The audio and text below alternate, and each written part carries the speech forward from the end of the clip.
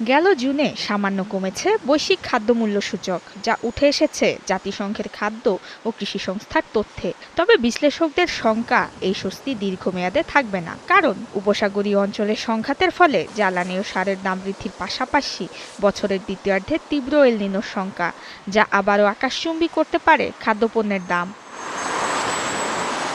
ফাওয়ের তথ্য বলছে, জুনে খাদ্যশস্য, চিনি ও দুগ্ধজাত পণ্যের দাম কমায় সামগ্রিক সূচক নিম্নমুখী হয়েছে।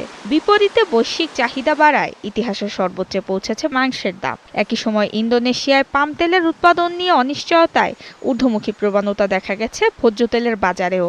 তাই সূচক নিম্নমুখী থাকলেও এখনও অস্থির ভোগ্যপণ্যের বাজার। বিশ্লেষণে দেখা যায়, বছরের প্রথমার্ধে বিশ্ববাজারে চালের দাম বেড়েছে 24%, একই সময় তুলায় বেড়েছে 19.5% এবং গমের দাম 16%। ঊর্ধ্বমুখী ছিল সয়াবিনের দামও।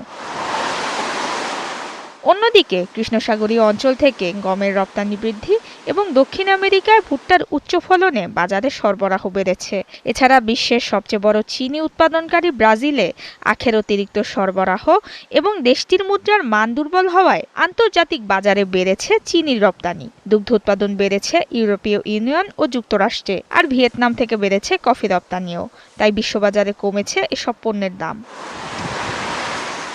বিশ্লেষকদের শঙ্কা, বর্তমান এমন পরিস্থিতিতে বড় ঝুঁকি হয়ে দেখা দিতে পারে সুপার এল নিনো। বিশ্বের এক অঞ্চলে তীব্র খরা আর অন্য অঞ্চলে অতিবৃষ্টি ও বন্যায় উৎপাদন কমতে পারে ধান, গম, ভুট্টা, সয়াবিন সহ নানা খাদ্যশস্যের, যার নেতিবাচক প্রভাব পড়বে বৈশ্বিক খাদ্যপণ্যের দামে। নুসরাত মৌমি, ৭১।